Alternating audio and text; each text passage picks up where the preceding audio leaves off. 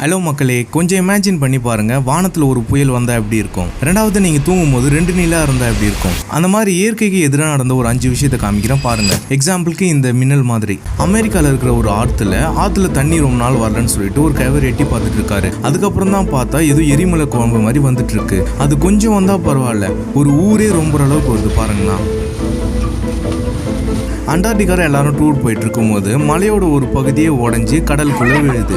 அங்கே இருக்கிறவங்க எல்லாருமே பார்த்து ஷாக் ஆயிட்டாங்க. இது 2 நாளைக்கு முன்னாடி ஆஸ்திரேலியாவில் நடந்த ஒரு விஷயம். மிகப்பெரிய ஒரு சூறாவளி ஒன்று மின்னல் மாதிரி லைட் வெளிச்சத்தோடு வந்துட்டு இருக்கு. இந்த ஒரு நியூஸை ஆஸ்திரேலியா ஃபுல்லாமே பேசினாங்கன்னா பார்த்துக்கேன். சைனாவில் இருக்கிற ஒரு சிவன் கோயிலில் மேலே ஒரு மின்னல் வந்து தாக்குது பாருங்களா. இந்த ஒரு வீட்டில் 2 நாளாக தொடர்ந்து மழை பெஞ்சுனே இருந்ததால் அந்த அம்மா வெளியே வந்து பார்க்குறாங்க. அவங்க பார்க்கும்போது என்ன நடக்குதுன்னா, ஒரு பெரிய ஆலமரம் கிட்டத்தட்ட ஒரு 80 வருஷமாக இருக்கான். இவங்க கண்ணு முன்னாடியே ஒரே செகண்டில் வேரோடு அறந்து விழுது.